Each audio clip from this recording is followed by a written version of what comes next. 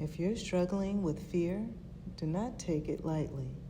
It is a stronghold that needs to be released or cast out. Listen to this woman explain fear in a way that you likely never heard before.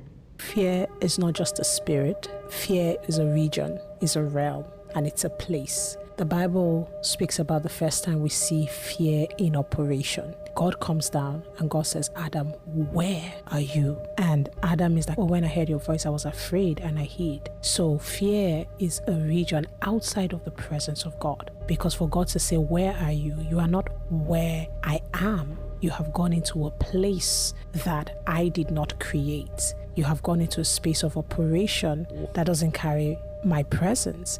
I don't even joke around with fear. I fight it. The idea of fear, the spirit of fear, the analogies that fear creates, I don't engage with it, because if I do, it's going to pull me into that realm where I don't have the safety and the security of God. So I come out of it and I break every agreement with fear. So to the untrained carnal believer, it looks like pride. It feels like arrogance. But the truth is, the apostle said, if I'm going to boast in anything, I'm going to boast in the capacities of God. So it's not boasting the way we know it. It's a declaration of the reality of the presence of God and the realm within which we dwell. The word fear in the Greek is delia, which means timidity. So God did not make his children to be timid.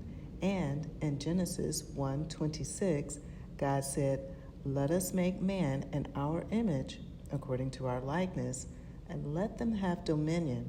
And it goes on to say what he has given man dominion over. So when you go back and look at the garden, God had given Adam everything that he needed, including he gave him Eve. So he gave him everything to sustain himself, and the intention was not for them to open themselves up to evil. He didn't want them to have any knowledge of the tree of the knowledge of good that was within the tree of the knowledge of good and evil. So because he had forbidden them from eating of it. Now, this changed when they did this, when they partook of it, it changed the purity in which God had given them, which was to only know of him. So partaking of this tree caused them to open themselves up to fear, which caused them to open themselves up to death, because they had to be removed from the garden, and everlasting life was removed along with that. But because of God's grace, he sent his son Jesus to fulfill for mankind everything that Adam could not.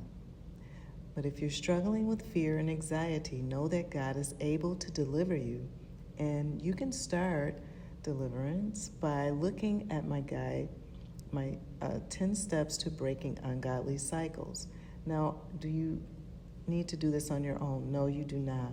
We are building a community, so make sure you're following, because we are building a community that will support you not only in deliverance, but in sustaining it after you are delivered. Well, that's it for now. This is Felicia L. signing off. Until next time, bye-bye. Oh, and don't forget to let us know your thoughts. Write them in the comments.